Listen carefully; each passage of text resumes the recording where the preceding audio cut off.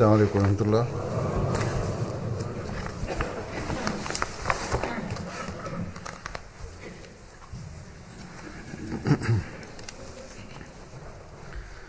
أشهد أن لا إله إلا الله وحده لا شريك له وأشهد أن محمدا عبده ورسوله أما بعد فأعوذ بالله من الشيطان الرجيم بسم الله الرحمن الرحيم الحمد لله رب العالمين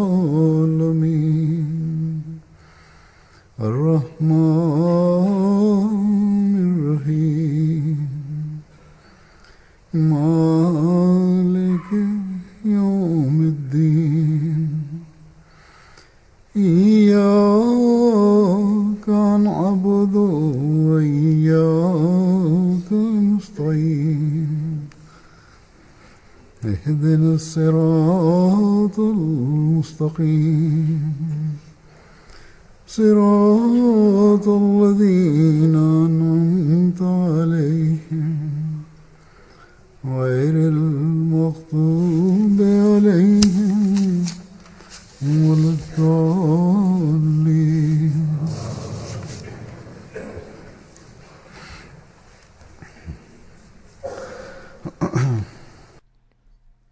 Kurdo herë që unë gjej rastin për të takuar përfaqësues të medias ose lider të ndryshëm gjatë turneve të mia, në ndonjë mënyrë ata më bëjnë një pyetje patjetër që frika që ekziston rreth islamit sot në botë, cila është arsyeja e saj dhe se si mund të largohet ajo. Disa njerëz haptas edhe disa të tjerë më pyesin me fjalë të fshehta dhe pastaj gjithashtu nxjerrin edhe gjykimin e tyre që ndoshta shkaku i kësaj frike janë mësimet e islamit. Kështu që edhe këtë herë një gazetar gjerman më pyeti gjatë turneut tim të në Gjermani që në Gjermani frika ndaj islamit po përhapet dhe ai duke pasur dashamirësi ndaj nesh gjithashtu tha se për këtë arsye jo muslimanët që banojnë këtu në Gjermani që janë vendas nxiten për të shkaktuar dhunë ndaj muslimanëve. Pyetja është, pra ndaj meje ishte, cili është reagimi juaj, më pyeste ai. Pra, kjo pyetje nuk është e veçantë vetëm në Gjermani, por më është bërë edhe më përpara në vende të ndryshme. Dhe kjo pyetje pikërisht në hap rrugët e tabligut, të thirrjes. Pra nëse frika po shtohet, atëherë shkaku është veprimi i disa organizatave të ashtu quajtura muslimane ose sjelljes së disa të ashtu quajtura musliman. Dhe reagimi i jo muslimanëve dhe rezervat e tyre gjithashtu janë me vend, sepse ata kanë frikë nga muslimanët, por reagimi ynë absolutisht nuk është ndonjë reagim negativ. Unë gjithmonë u them se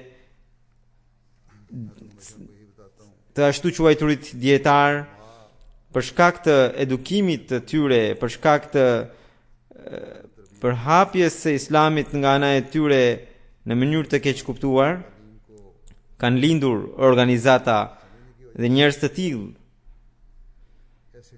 Dhe kjo është sipas profecisë së profetit Muhammed sallallahu alaihi wasallam, dhe në një kohë të tillë do të vinte Mesihu i premtuar dhe Imam Mehdiu sipas profecisë. Ata që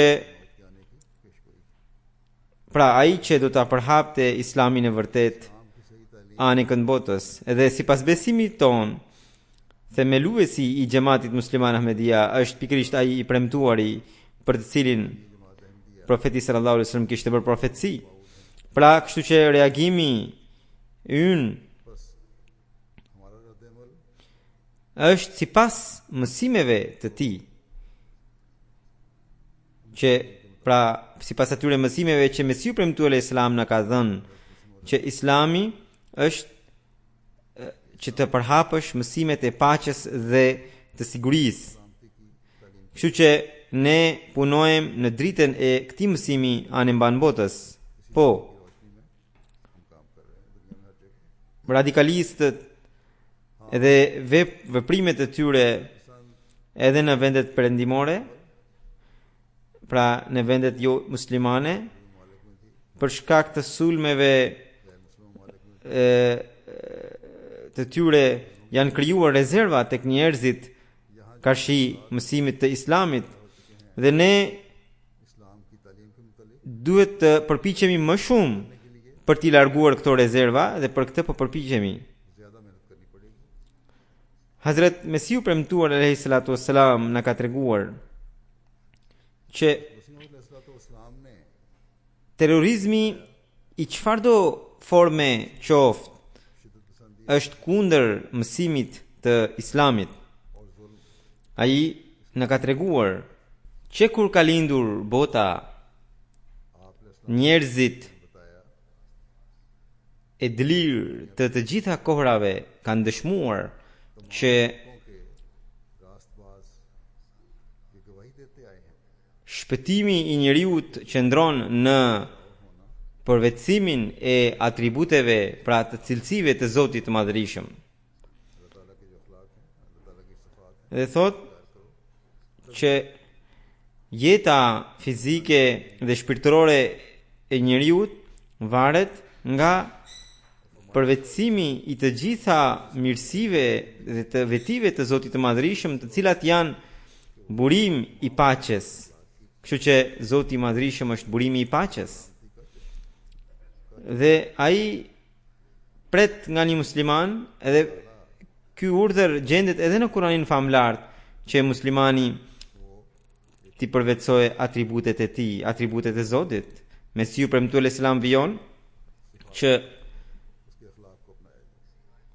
Zoti i Madhërisëm e filloi Kur'anin pikërisht me atë ajet që gjendet në Al-Fatiha, në surën Al-Fatiha, dhe që thot Alhamdulillahi Rabbil Alamin. Më thënë, të gjitha lavdërimet e pastra janë të lidhura dhe posaçërisht janë të lidhura me Zotin, i cili është krijuesi i të gjitha botëve. Në fjalën alem, pra botët, përfshihen të gjithë popujt, të gjitha kohrat dhe të gjitha shtetet. Prandaj, kjo gjë duhet pranuar në mënyrë të padiskutueshme që ai Zoti i vërtet, besimi në të cilin është i detyrueshëm për çdo musliman, ai është Zoti i të gjithë botëve, dhe zotësia e tij nuk është e kufizuar deri tek një popull, apo deri në një kohë, apo deri në një shtet të caktuar, por ai është Zoti i të gjitha shteteve, i të gjitha popujve, i të gjitha kohrave dhe i të gjitha vendeve, dhe ai është burimi i të gjitha bekimeve, dhe çdo forcë fizike dhe shpirtërore vjen prej tij, dhe prej tij të gjitha qenjet marrin jetë, marrin forcë, sepse ai është mbështetja e të gjitha gjërave. Pra, ky është interpretimi, se komentimi i fjalëve Rabbil Alamin. Kështu që Mesiu i Islam pastaj vijon derisa Zoti i Madhrishëm i ka këto veti, atëherë neve na shkon përshtati që ne t'i ndjekim pikrisht këto veti. Dhe këto veti e bojnë një njeri musliman të sinqert dhe të vërtet. Pra kjo është ajo urtësi që Hazret Mesiu premtuar alayhi salatu wassalam na e tregon përmes Kuranit famlart. Dhe kjo është pikërisht ajo recetë e cila është e nevojshme për të vendosur paqen në botë. Dhe pikërisht kjo është ajo ai predikim i cili mund të hedh bazën, themelin e pajtueshmërisë në botë. Dhe ky është pikërisht ai mesazh të cilin ahmedianët përpiqen dhe duhet përpiqen për ta përhapur në mbar botën. Kështu që nëse veprimet e disa njerëzve të caktuar në emër të Islamit shkaktojnë fitne dhe çrregullime trazira në botë, atëherë nuk është për shkak të mësimit të Islamit, për shkak të atij mësimi që Zoti i Madhrishëm u ka dhënë muslimanëve, por është për shkak se ata janë larguar këtij mësimi dhe në këtë kohë ata e refuzuan të dërguarin e Zotit, shërbëtorin e vërtet të profetit Muhammed sallallahu alaihi wasallam. Pra, kur ne në dritën e këtij mësimi i bëjmë thirrje botës dhe i tregojmë botës rrugën e paqes dhe të pajtimit në mënyrë të vetvetishme, shumica e jo muslimanëve që u drejtohemi, ata thonë se sa i bukur që nga mësimi i Islamit. Këtë gjë pra më kanë shprehur shumë njerëz të ndryshëm në ceremonitë të ndryshme që janë bërë në Gjermani, duke përfshirë inaugurimet e xhamive në një qytet Walshert. Aty u ndërtua xhamia dhe aty ishte një doktor që kishte ardhur nga qyteti Basel. Ai tha se gjithë jeta ime, gjatë gjithë jetës time un kam pasur dëshirë që të gjeja musliman paqedashës. Sot ju ma keni përmbushur dëshirën edhe ndjej veten fatlum që jam mes jush dhe ju kam gjetur ju. Pastaj nga Italia ishte një grua që ishte me shokun e saj, dhe ajo tha se shoku i saj kishte rezerva për të marrë pjesë në këtë mbledhje, sepse ai kishte mendime negative rreth Islamit. Megjithatë, për të marrë pjesë në ceremoni, duke marrë pjesë në ceremoni dhe duke dëgjuar fjalën e kalifit, ai e ndryshoi tërësisht mendimin rreth Islamit, aq sa që ai menjëherë i dërgoi mesazh një shokut të tij musliman, duke thënë se sot e kam kuptuar se sa e bukur është feja jote. Pastaj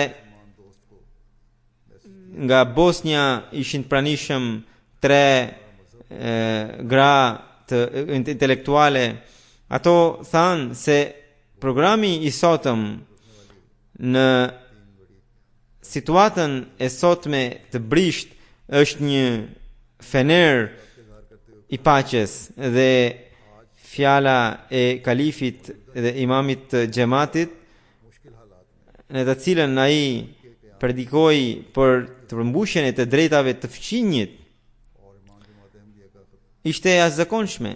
Pastaj një mysafir tjetër tha se duke marrë pjesë në këtë ceremoni, për mua ka qenë e bekuar dhe un kam qenë shumë i nderuar në pjesëmarrjen duke marrë pjesë në këtë ceremoni. Po të mos vija këtu, tha ai, do të privohesha nga një gjë shumë e çmueshme. Tha, përmes xhamatit unë kam kuptuar Islamin e vërtet, i cili është krejt ndryshe nga Islami që përhapet përmes medias. Unë kam gjetur paqe dhe dashuri dhe jo vetëm me fjalë, por edhe me vepra, sepse kam gjetur njerëz këtu të cilët nuk e duan urrëtitjen, por duan të hapin vetëm dashuri. Kështu që edhe veprat e ahmedianëve bëjnë një tablik të heshtur. Një tjetër mysafir parashtroi mendimin e tij me këto fjalë, tha: deri tani mendoja se ne besojmë në një Zot, por fe të ndryshme kanë treguar rrugë të ndryshme, por sot kam kuptuar që feja ka treguar rrugë të ndryshme, feja ka treguar rrugën e përbashkët, dhe imami i xhamatit musliman Ahmedia këtë gjë ka treguar në mënyrë shumë të bukur. Dhe ai tha se më pëlqeu që ai kategorikisht shprehu distancimin e tij nga organizata terroriste, duke thënë se Islami nuk ka asnjë farë lidhje me to. Dhe në të vërtetë veprimet që bëhen në emër të Zotit, veprimet barbare, nuk kanë lidhje me ju. Dhe shkaku i këtyre veprimeve janë ata që e i shtrembërojnë këto mësime, dhe ju që jeni musliman të sinqert. Pastaj ai tha që detyra jonë e përbashkët është që ne të ngrihemi me dashuri dhe vllazëri kundër kësaj trazire. Ai tha se më pëlqeu shumë fjala juaj që një njeri nuk mund të besojë në Zot nëse ai bën edhe vrasje, sepse vrasja e një të pafajshmi është mungesa e besimit dhe është vrasja e besimit në Zot. Ahmedianët, fëmijët ahmedian të edukuar, çfarë ndikimi bëjnë në atmosferë, edhe këtë e shikojmë në përshtypjet e këtyre mysafirëve. Kështu që një zonjë mysafire, duke shprehur mendimet e saj, tha se ju falenderoj shumë sepse fëmijët e mi kanë miqësi me fëmijët ahmedian, edhe që nga ajo kohë un kam parë një ndryshim të jashtëzakonshëm pozitiv tek fëmijët e mi, edhe për këtë arsye isha e kurioztare se si është mësimi juaj. Duke marrë pjesë në këtë ceremoni, unë e kam kuptuar që fëmijët e mi janë në duar të sigurta. Pra, shikoni se po bëhet tablig edhe përmes fëmijëve, një tablig i heshtur, dhe ky tablig i ngarkon akoma më shumë me përgjegjësi prindërit ahmedian, që ata të vijojnë të rritin fëmijët e tyre me një standard të lartë, edhe të luten sa më shumë që fëmijët e tyre gjithmonë të sjellin ndikime pozitive tek të tjerët edhe të jenë të mbrojtur nga ndikimet e shoqërisë. Pikërisht këto ndikime në të ardhmen do të japin rolin e tyre në përhapjen e Islamit të vërtet. Kur këta fëmijë do të rriten bashkë me fëmijët e tjerë, dhe kur pikërisht këta fëmijë do të vijojnë të mbajnë gjallë vlerat islame, atëherë ka mundësi që pikërisht nga shokët e tyre që nuk janë sot ahmedian, shumë prej tyre do të bëhen ahmedian në të ardhmen. Po ashtu, një qytet tjetër, Augsburg, u bë ceremonia e hapjes së xhamisë. Ishte qytet i madh dhe për këtë arsye aty ishin edhe politikanë dhe shumë intelektual të tjerë. Një mysafir, pra, duke treguar mendimit e tij, tha se ky mesazh është i jashtëzakonisht i bukur, edhe kam dëshirë të madhe që mesazhi juaj të arrijë në vendet islamike sa më shumë, sepse kjo pikërisht do të sjellë paqe në botë. Sikur vendet islamike ta kuptonin këtë gjë, që Islami që vjen përmes shërbëtorit të vërtet të profetit Muhammed sallallahu alaihi wasallam është Islami i vërtet, dhe ata duhet ta mbështesnin atë dhe jo që ta kundërshtonin atë. Një mësuese gjermane tha se unë nuk përgjigjesha pyetjeve të fëmijëve të nxënësve të mi kur ata më pyesnin për Islamin, sepse kur shikoja në media gjithçka ishte kundër Islamit, por sot duke dëgjuar fjalën e imamit të xhamatit musliman Ahmedia, kam marrë kaq shumë material saqë tani jam në gjendje të tregoj nxënësve të mi realitetin e Islamit, i cili është një realitet shumë i bukur. Një tjetër zonjë tha se duke ndjekur fjalën e kalifit tuaj jam ndikuar shumë. Unë nuk e dija, tha, se kaq i bukur është mësimi i Islamit. Dhe duke dëgjuar këtë fjalë, më lind pyetje në zemër se pavarësisht nga prania e mësimeve kaq të bukura, pse unë njollos Islami i vallë? Unë lutem që Islami juaj të përhapet më së shumti. Një profesor i Universitetit Augsburg thot se gjithçka që ka thënë imami i xhamatit musliman Ahmedia, nëse ky është mesazhi juaj, atëherë ju do të keni sukses shumë të madh në të ardhmen. Ai thot, pra profesori në fjalë ishte kaq shumë i ndikuar nga fjala nga e ceremoni, saqë menjëherë parashtroi kërkesën që në universitetin e tij të bëhej një ekspozit dhe njerëzit të marrin vesh këtë mesazh sa më shumë. Një tjetër mysafir tha se sot kemi dëgjuar dy tema të cilat janë shumë të rëndësishme për gjithë secilin, dhe jo vetëm nga këndvështrimi i besimit, por edhe në këndvështrimin e kësaj bote janë parashtruar zgjidhjet e problemeve tona. Pastaj ai thot që është shumë e vërtetë që thot kalifi që nëse ne do të bashkëjetojmë hapur dhe në atmosferë bashkëpunuese, edhe rezervat do të largohen. Një tjetër mysafir tha se unë jam ndikuar shumë nga fjala e kalifit, sepse në gjithë botën për Islamin thuhet që ai jep mesazhin e urrëties, ndërsa këtu kam parë të kundërtën. Një tjetër mysafir tha se fjala e kalifit më ndikoi thellë në zemër, se i sa shumë Islami e thekson bashkëtesën. Unë këtë e kisha kontaktin e parë me xhamatin, dhe ky kontakt ka qenë mbreslënës për mua, dhe do të vijoj vazhdimisht të vij në xhamin tuaj, edhe do të marr informacione edhe përmes internetit për xhamatin tuaj. Një doktor tjetër tha se më ka ndikuar shumë fjala e kalifit, sidomos mesazhi i tij i dashurisë dhe i paqes. Nëse ne, gjithë secili nga ne, do të kujdesemi për fqinjin ton sipas mësimit të Islamit, bota do të bëhe shumë më e bukur se sa është sot. Një tjetër zonjë tha se rëndësinë që ka dhënë kalifi përmbushjes së detyrimeve ndaj fqinjit më pëlqeu shumë, thot ajo. Një tjetër mysafir turk që punon në polici tha se ceremonia e sotme dhe mesazhi juaj më ka ndikuar shumë. Nëse ju do të vijoni ta përhapni Islamin në këtë mënyrë, së shpejti do të shikojmë sukses të madh.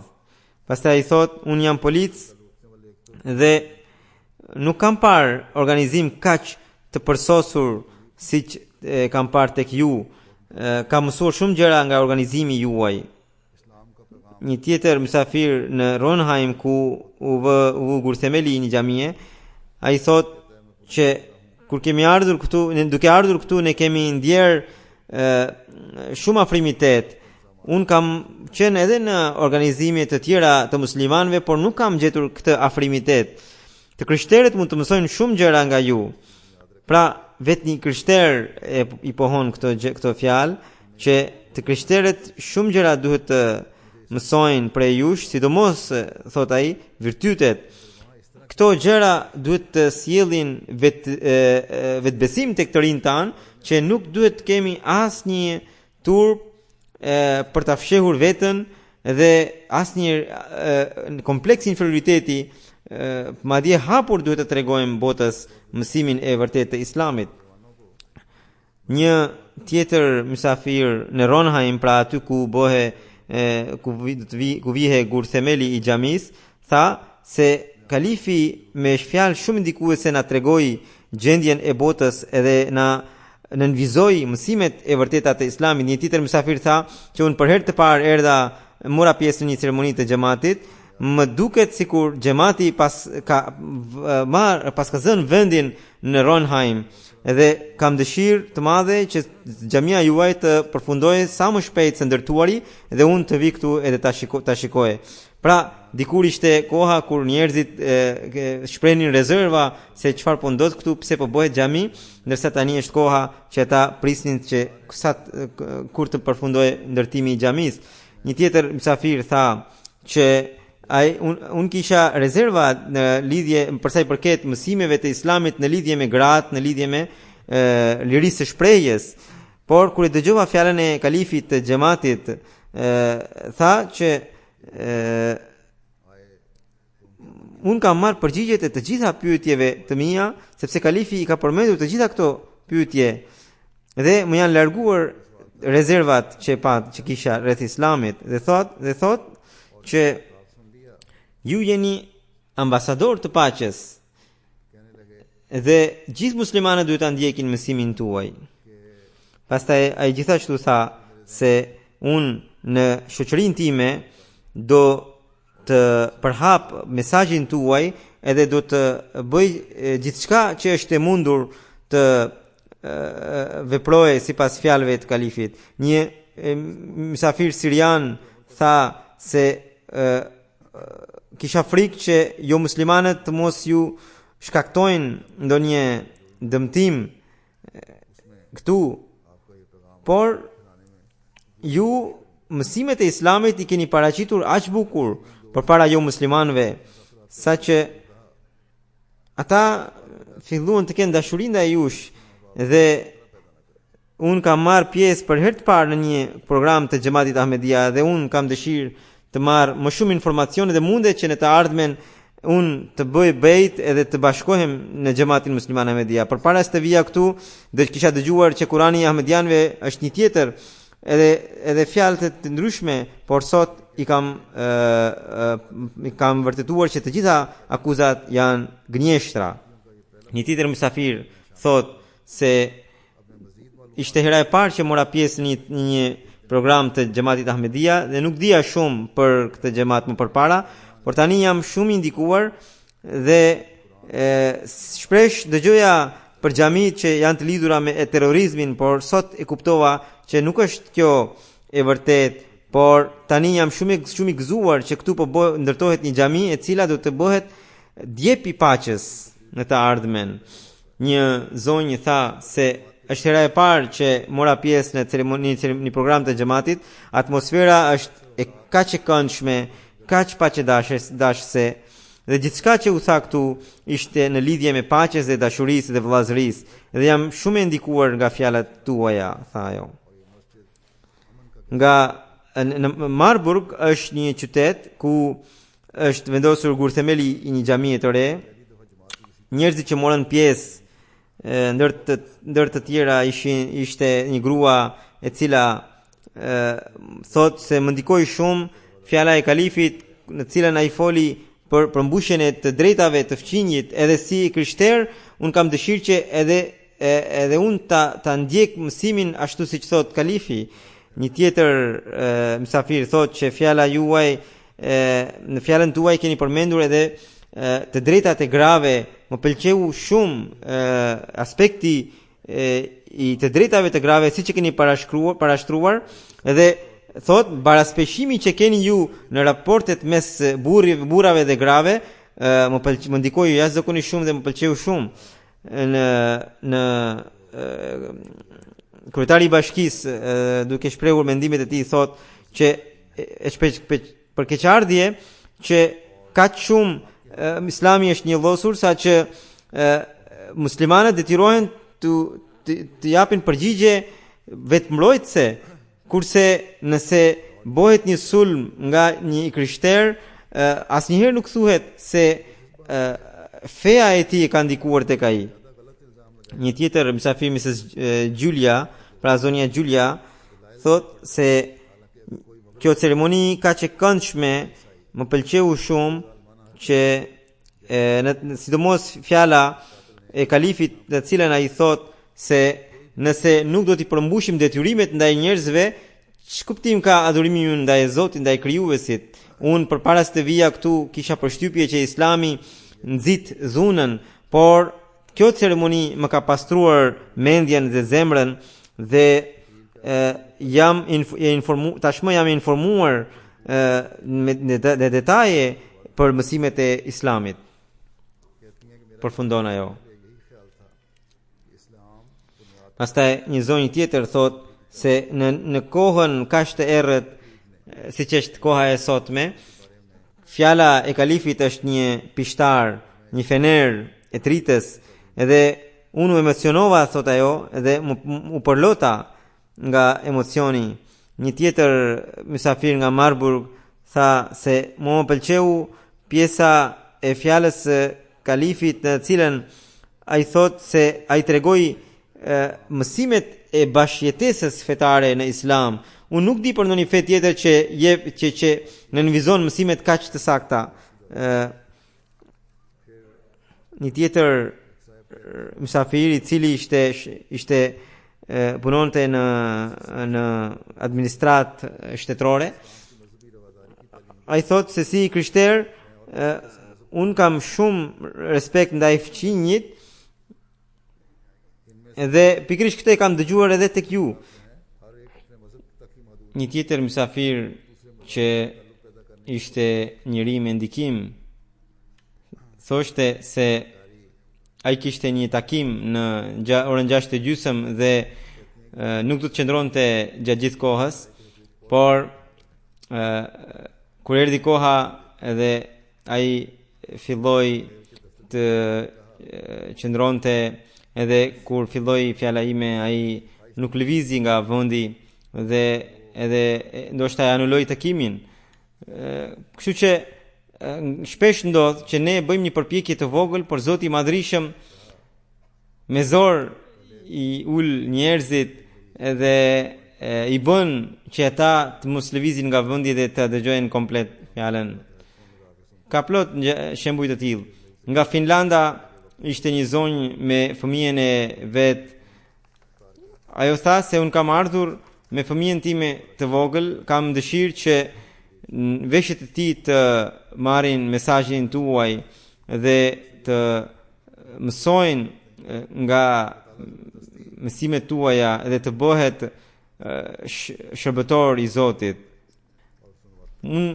Dhe sipas meje ky është Islami i vërtet dhe të gjithë muslimanët duhet t'ju ndjekin ju, thot ajo, sidomos thot mesazhi i bashkëjetesës dhe i përmbushjes së detyrimeve ndaj Zotit, edhe ato gjëra që keni treguar në dritën e mësimeve të Islamit më kanë ndikuar shumë.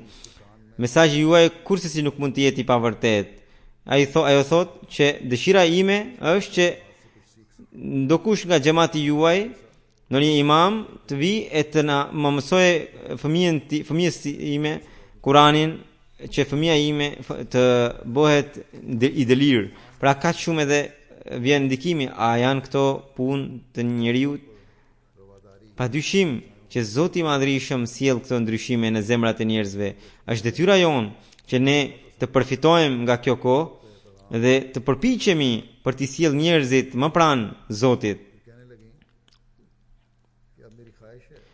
Por për këtë ne së pari duhet ta shikojmë vetveten tonë. A përpiqemi vallë për t'ju afruar Zotit sa më shumë apo jo? Një zonjë tjetër që ishte pranishme duke dëgjuar mësimet e përmbushjes së detyrimeve ndaj fqinjit që i tregon Islami, thotë se duke qenë e krishter, mendova sikur të kishim edhe ne këto mësime. Pastaj një tjetër mysafir tregon, edhe ajo ishte grua, që në mënyra siç imami i xhamatit tregoi përmbushjen e detyrës së grave në këtë shoqëri ku në përkëmbën të drejtat e saj, më pëlqeu shumë fjala e kalifit. Kështu që në këtë mënyrë ka plot përshtypje. Po ashtu edhe media mbuloi mjaft shumë aktivitetet e xhamatit në kur u hap Xhamia Beitul Afiyet, një kanali televiziv, 22 kanale televizive treguan këtë lajm dhe një kanal që ka mbulimin deri në 2 milion njerëz, edhe ai pra ka dhënë lajmin e xhamatit. Po ashtu ceremonia e vënies së kurthemelit në Augsburg, 3 kanale televizive, 18 gazeta edhe radio tjera kanë dhënë lajmin e xhamatit dhe përmes këtyre thuhet se të paktën 30 milion njerëz kanë marrë mesazhin e Islam Muhammediatit. Pastaj në dy qytete tjera ku janë vendosur kurthemelet e xhamive të reja, edhe atje shumë gazeta dhe televizione kanë dhënë lajmin dhe nga ky mbulim afërsisht 20 milion njerëz kanë marrë mesazhin e xhamatit. Gjithsej mbulimi i medias e aktiviteteve të xhamatit përfshin 136 lajme që ne i dim pra në media të ndryshme dhe miliona njerëz kanë marrë mesazh përmes kësaj. Me bekimin e Zotit, sektori i tabligut është shumë aktiv. Sektori i tabligut i xhamatit të Gjermanisë është shumë aktiv, edhe po ashtu edhe organizata ndihmëse po bëjnë punën shumë mirë dhe fletushka që ata po i përhapin për vit janë me miliona, dhe për këtë arsye edhe në Gjermani, sidomos në Gjermaninë lindore, ka shumë kundërshtime, por pavarësisht nga kundërshtimi ne duhet të vijojmë programin ton. Kur unë shkoj në një udhtim dhe kur kthehem tregoje të dhënat e këtij udhtimi, por këtu edhe në Angli bëhet shumë punë, alhamdulillah, por nga që këtu nuk bëj udhtim sepse jam këtu për këtë arsye nuk para tregoje raportimet e Anglisë. Edhe dikush edhe mund të mendojë se ndoshta këtu nuk bëhet ndonjë punë, por kjo nuk është e vërtetë. Edhe në Angli, alhamdulillah, organizata të ndryshme të xhamatit pra ndihmëse po bëjnë punën në mënyrë të shkëlqyer, sidomos përhapja e librit kalifit të dytë, Jeta e Muhamedit sallallahu alaihi wasallam. Në Angli ndoshta më shumë ti është shpërndar ky libër sesa në ndonjë shtet tjetër. Edhe këtu kanë punuar më shumë pleqt, pra Ansarullah, po ashtu edhe libra të tjerë janë përhapur shumë në Angli, në shkallë shumë më të gjerë sesa në vendet e tjera, dhe njerëzit kanë marrë mesazhin e xhamatit. Po ashtu edhe në botë, pra në shtetet e tjera, marrin mesazhin e xhamatit përmes ceremonive apo përmes programeve që bëhen në Angli, dhe ahmedianët e Anglisë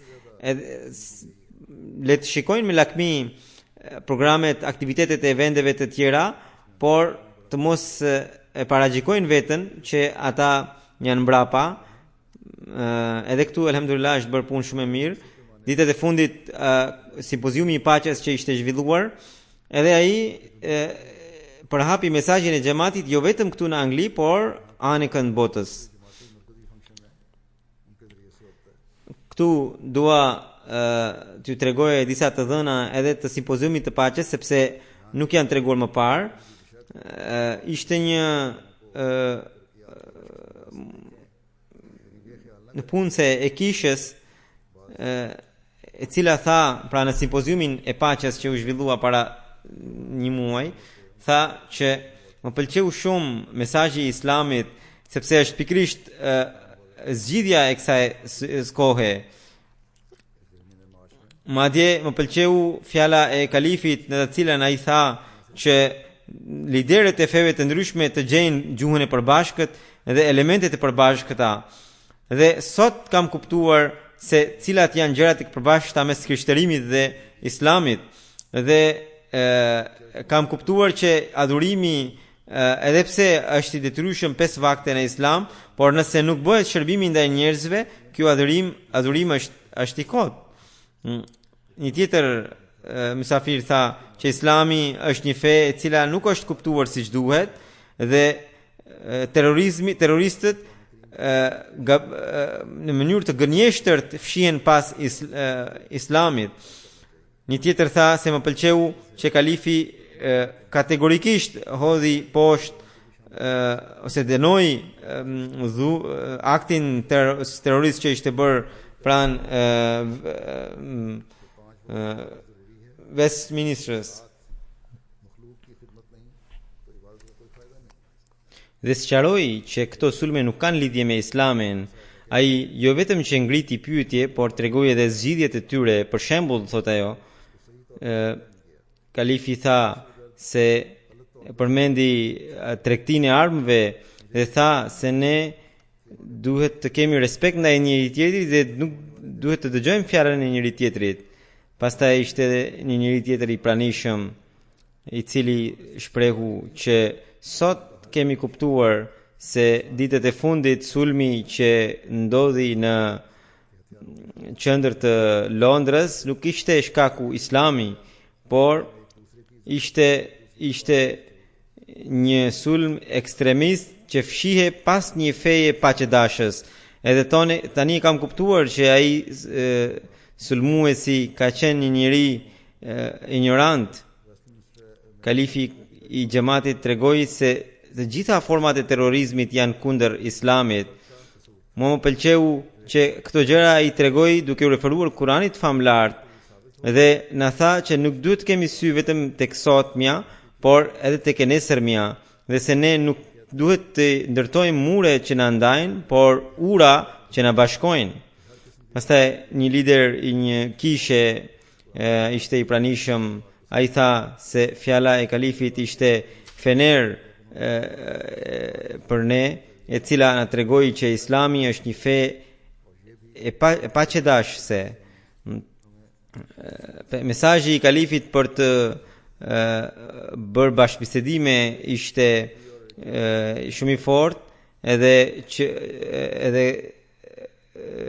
mungesa e bashkëbisedimeve vjen nga mungesa e durimit, thot. Një tjetër zonjë thot që unë i kam takuar kalifin e 4 një herë, edhe sot kam takuar kalifin aktual, edhe temat tuaja janë gjithmonë bashkohore, dhe jam e bindur, thot ajo, që ne nuk duhet të fajsojmë islamin për sulmet e sotme. Pastaj gjithashtu ajo tha se më pëlqeu shumë mësimi i kalifit për sa i përket shitjes së armëve. Kjo është një çështje kur neve na mbaron morali, sepse kur vjen fjala për tregtinë e armëve, vendet tona nuk njohin moral. Dhe gjatë fjalës së tij unë mencionova se çfarë bote po e lëm pas nëse ne do të vijojmë të thellojmë hendekun e mosmarrveshjeve, dhe isha i përlotur që mos vallë të lëm një botë me fëmijë të gjymtuar. Këtu dua t'i tregoj edhe xhamatit se këtë kohë situata e botës po përkeqësohet, edhe forcat, pra edhe superfuqit, edhe forcat e vogla po çmenden pas luftës. Ata të cilët ishin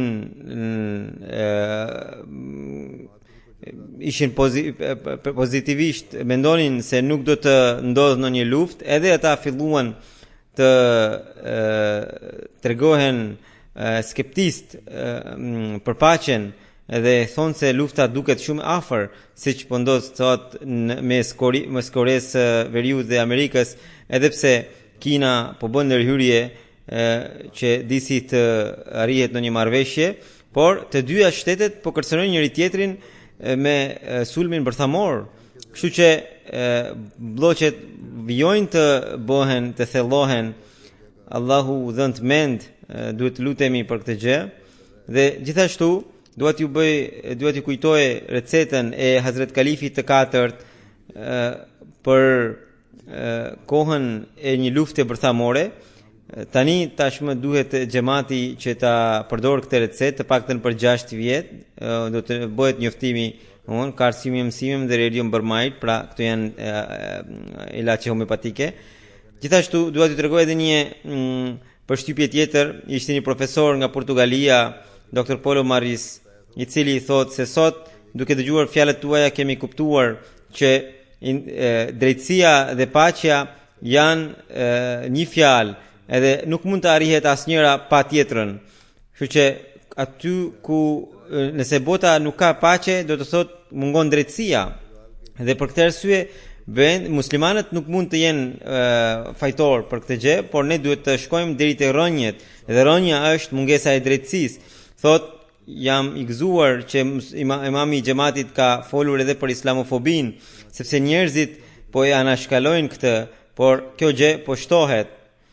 Edhe keni të drejtë kur më thoni se ne duhet i frym zjarrit, por duhet të bashkëpunojmë me njëri tjetrin. Po ashtu ishte një mjek nga një universitet katolik, ai thot se ajo që më pëlqeu më shumë nga fjala e kalifit, që temat e tij ishin të mbështetura me argumente, me referenca kuranore. Ai ka treguar që Islami është fe e paqes, ndërsa me referenca të kësaj bote ai ka treguar që jo çdo gjë, jo çdo dhun, domethënë duhet i ngjiveshëm Islamit, muslimanëve. Një tjetër doktor që ishte pranishëm tha se duke dëgjuar fjalën e kalifit kam shpresë që ne mund ta evitojmë luftën e tretë botërore, por jam i bindur që nëse fillon lufta nuk kemi shpëtim nga ajo. Ne kemi nevojë që të forcojmë marrëdhëniet ndërkombëtare.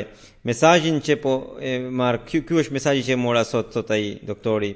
Këto ishin vetëm disa përshtypje, përndryshe edhe në atë ceremoni ishin më shumë se 600 njerëz, të cilët kanë dhënë përshtypje mjaft interesante. Edhe media e mbuloi mjaft mirë këtë ceremoni, pra simpoziumin. Ishte edhe BBC Asian sector dhe ishin plot media të tjera, Sunday Times, Azuri citoi edhe media të tjera. Ishte një media nga Argentina,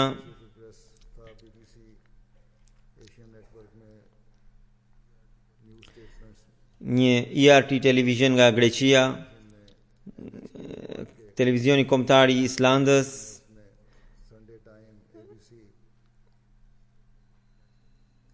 pra Azuri numëroi një sër televizionesh të vendeve të ndryshme që ishin mbi 20. Pastaj ishin gazetar të televizioneve të tjera, të gazetave të tjera, edhe pastaj ata kur u kthyen në vendet e tyre kanë dhënë lajmet e tyre.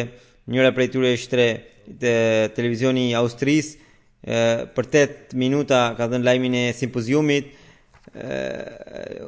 Lajmi u botua edhe në Island, në Indi, në Greqi, në Itali, në Argentinë, pra gazeta e Argentinës, Kanadaja, Spanja, 2 gazetat e Spanjës kanë botuar, kështu që në këtë mënyrë mbi 9 milion njerëz kanë marrë mesazhin e xhamatit Ahmedia përmes simpoziumit të paqes, po ashtu edhe në Portugali, kështu që është bërë një mbulim mjaft i gjerë, alhamdulillah, duke u referuar simpoziumit të paqes edhe duke u referuar mësimeve të vërteta të Islamit. Po ashtu edhe me rrjetet sociale miliona njerëz morën informacionin e simpoziumit të paqes.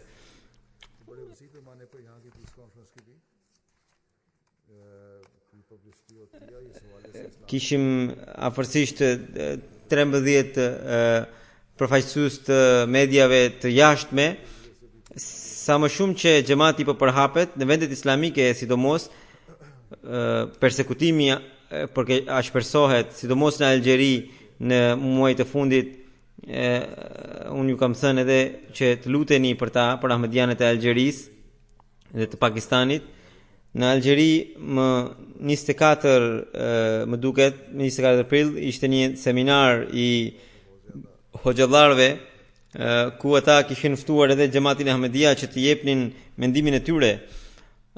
Por së pari dua t'ju tregoj që ata kishin bërë seminarin për të njohur më shumë me xhamatin, por më vonë edhe seminarin e ndryshuan, pra edhe emërtimin e seminarit e ndryshuan, duke thënë se ne vendosëm që nuk kemi nevojë të njohim xhamatin, edhe titulli i seminarit ishte që kadianizmi far e që anglezëve.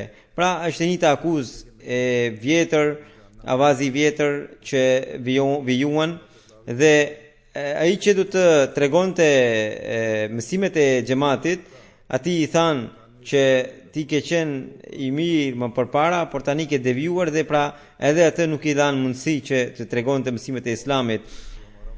Por kur të njëjtët njerëz kur dhanë intervistë për median e huaj, ata i thanë se ne në xhamatin Ahmedia e njohim si musliman dhe i përkrahim dhe neve kemi vepruar vetëm kundër disa ahmedianëve të cilët punojnë kundër shtetit ton, kurse për median e vet ata thanë se ahmedianët janë nauzubillah të lidhur me ISIS-in e tjera. Pra, kështu që aty po thellohet për shkak të selefizëve, po thellohet persekutimi, dhe kjo sigurisht që do të ndodhte, dhe për këtë arsye edhe ahmedianët e Algjerisë thonë se për shkak të këtyre persekutimeve, për shkak të lajmeve rreth xhamatit, shumë njerëz kanë kurreshtje për të ditur rreth xhamatit, edhe ata thonë se atje ku ne nuk mund të çonim dot mesazhin, kundërshtarët tan na e kanë quar. Kështu që nga njëra anë bota po ndikohet nga mesazhi i Islamit që përhap me xhamati musliman Ahmedia, dhe tregojnë gjitha njerëzit tregojnë që edhe krishterimi duhet të mësojë nga këta, pra nga ahmedianët, ndërsa në vendet islamike ku muslimanët persekutojnë ahmedianët,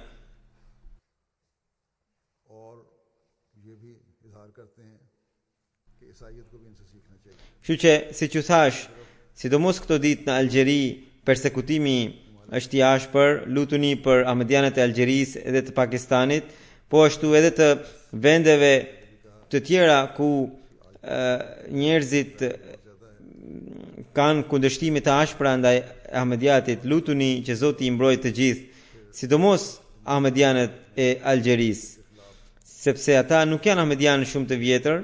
Allahu u dhënë qëndrueshmëri dhe u largoft vështirësitë.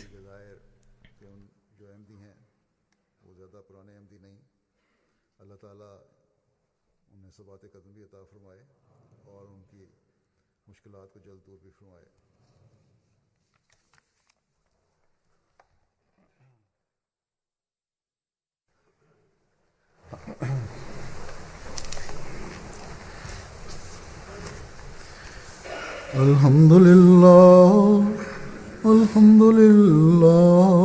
nahmaduhu wa nasta'inuhu wa nastaghfiruhu wa nu'minu bihi wa natawakkalu alayhi wa na'udhu billahi min shururi anfusina wa min sayyiati a'malina. من يهده الله فلا مضل له ومن يضلل فلا هادي له ونشهد أن لا إله إلا الله ونشهد أن محمدا عبده ورسوله عباد الله رحمكم الله إن الله يأمر بالعدل والإحسان وإيتاء ذي القربى وينهى عن الفحشاء والمنكر والبغي يعظكم لعلكم تذكرون اذكروا الله يذكركم وادعوه يستجب لكم ولذكر الله أكبر.